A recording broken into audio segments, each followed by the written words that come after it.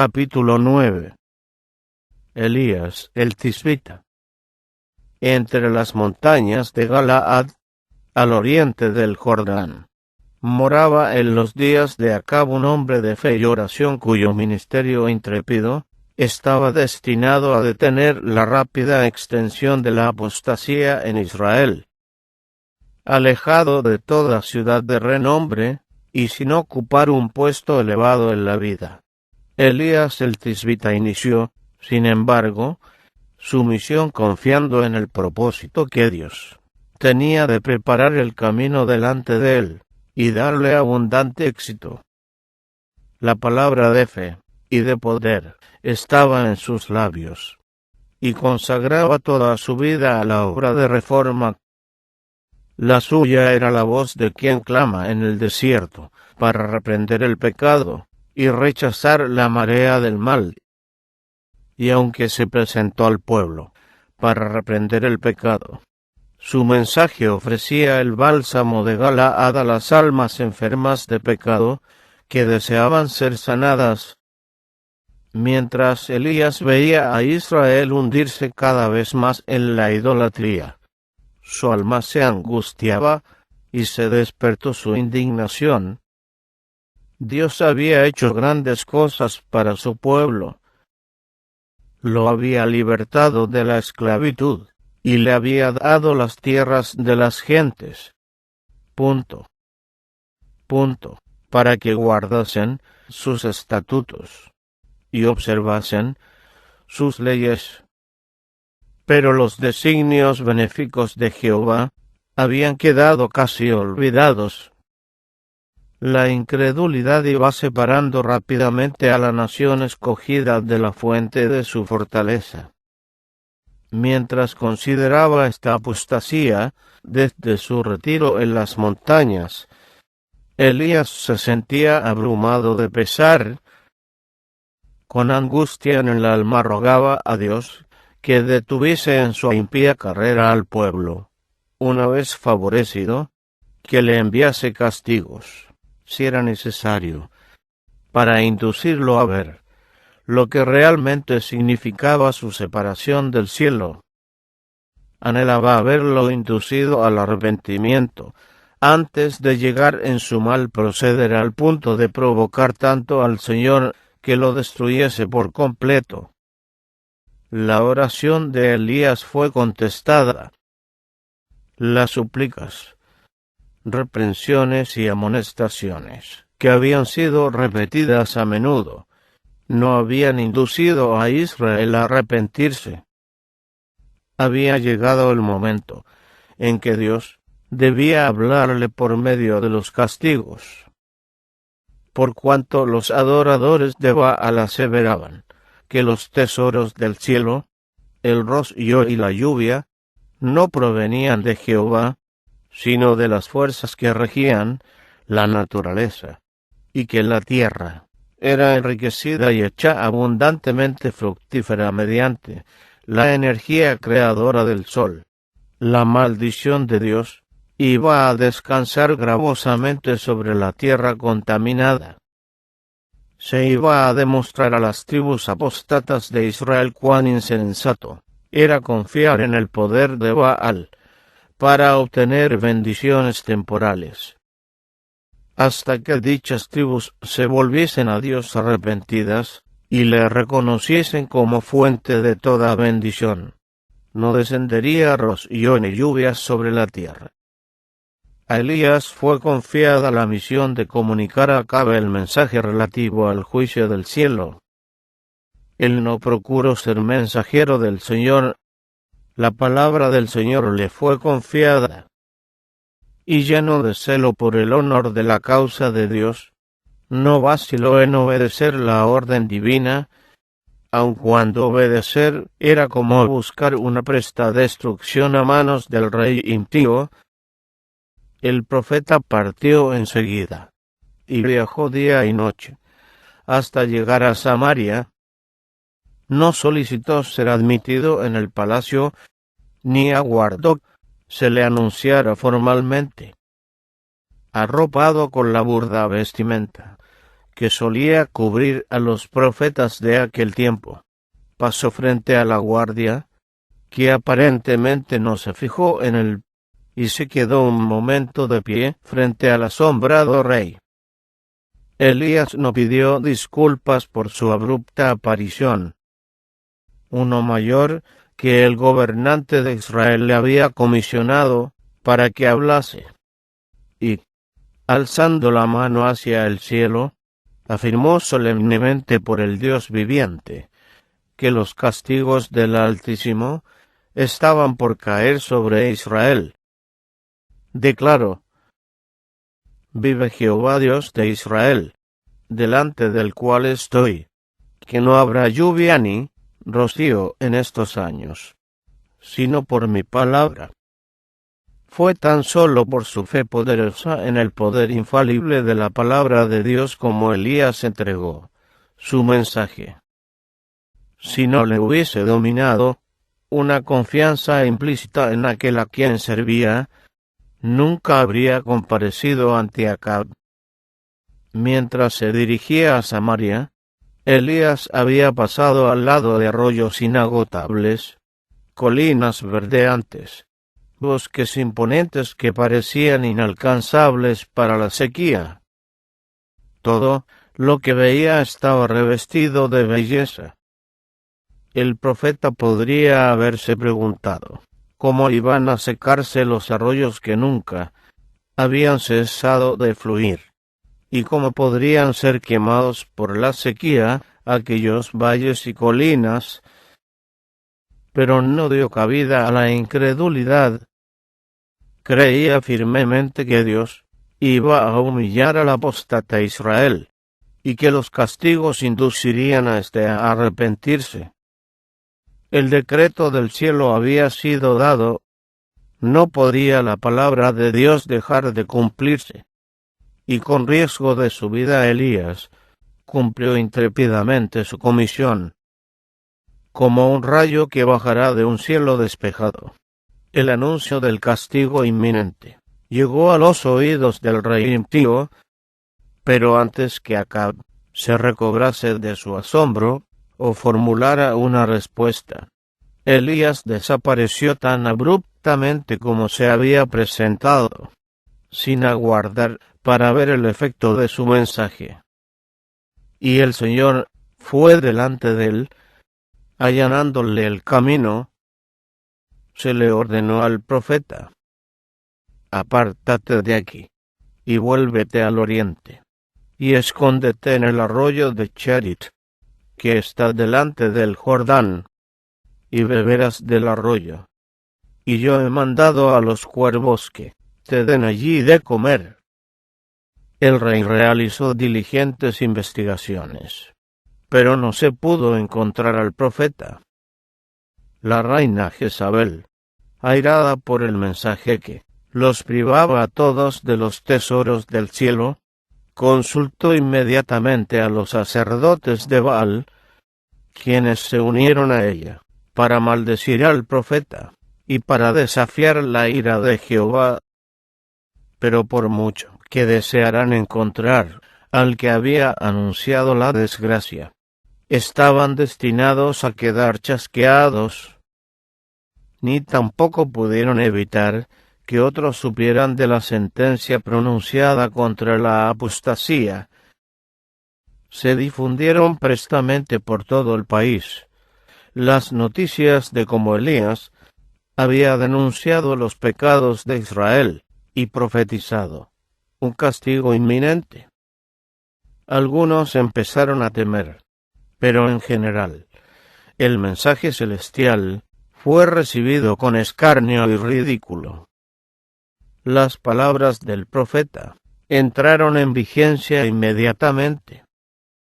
Los que al principio se inclinaban a burlarse del pensamiento de que pudiese acaecer una calamidad, tuvieron pronto ocasión de reflexionar seriamente, porque después de algunos meses, la tierra, al no ser refrigerada por el rocío ni la lluvia, se resecó y la vegetación se marchitó. Con el transcurso del tiempo, empezó a reducirse el cauce de corrientes, que nunca se habían agotado, y los arroyos comenzaron a secarse.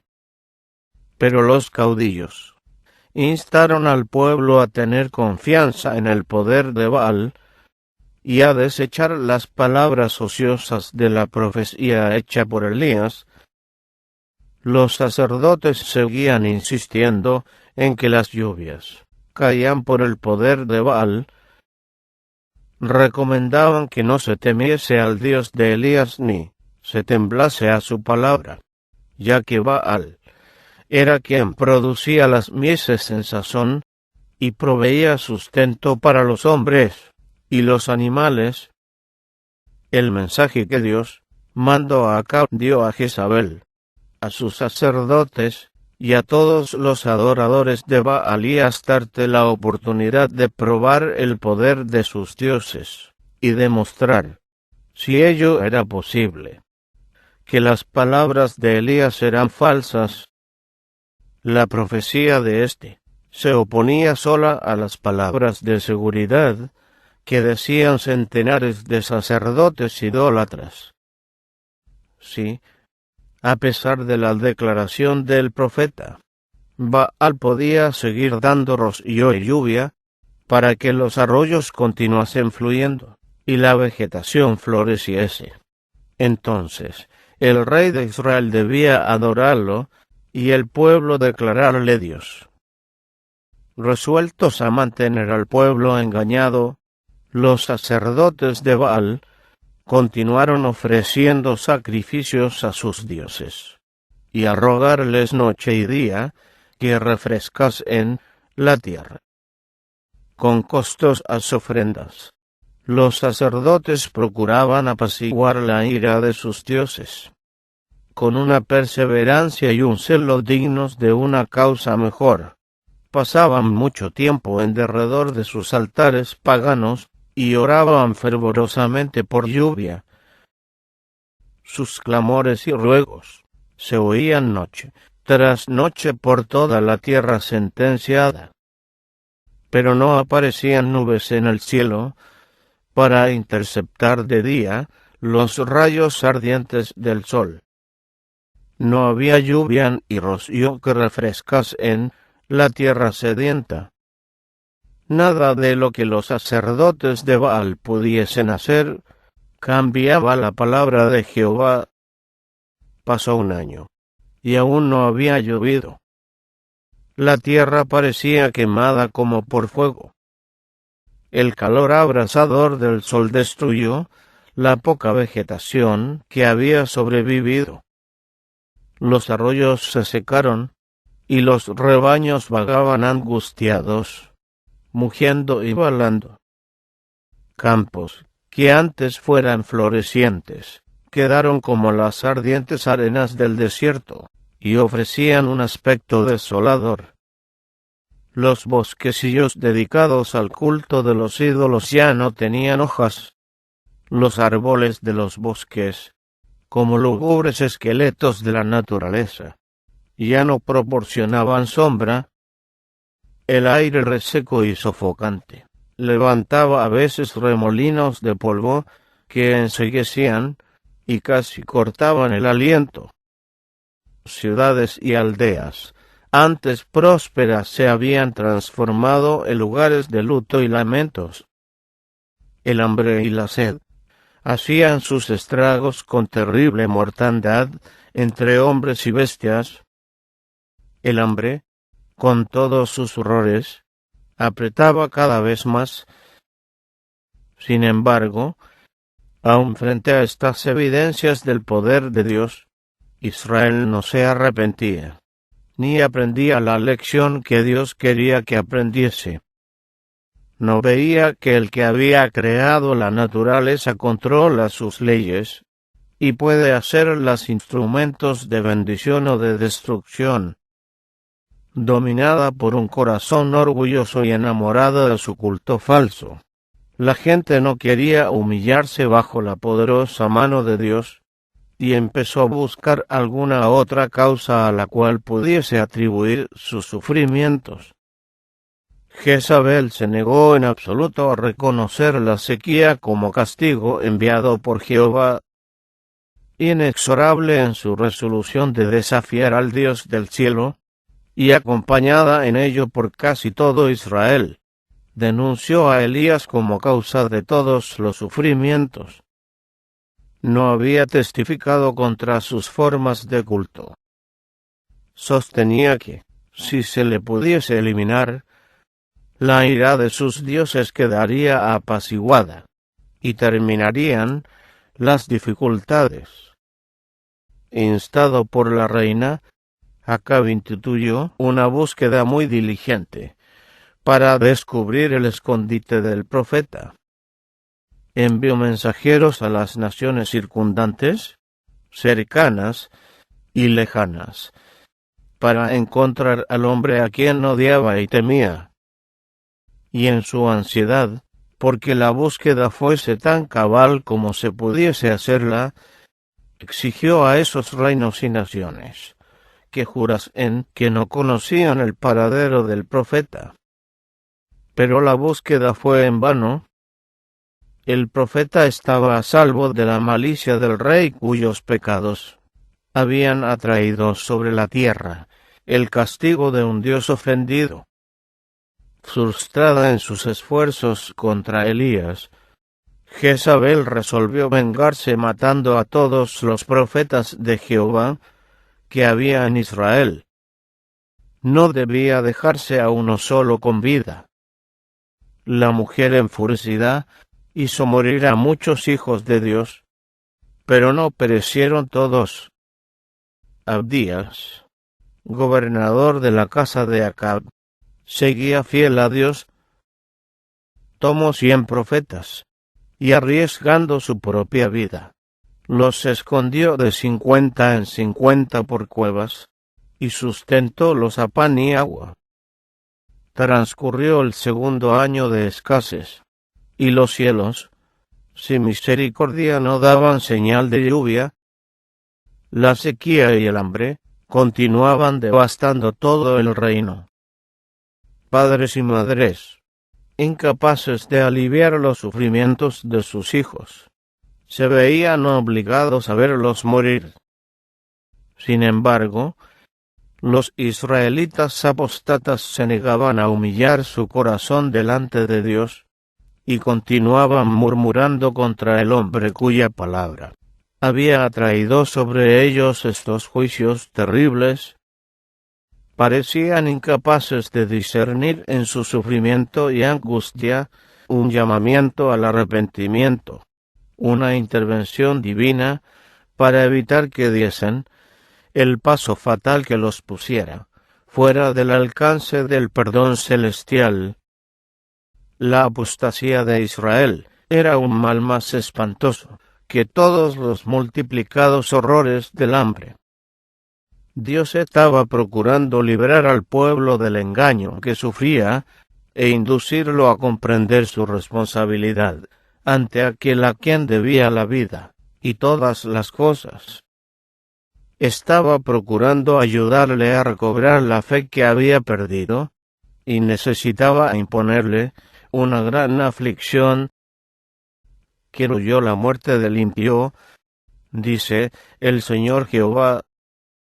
No vivirá si se apartare de sus caminos.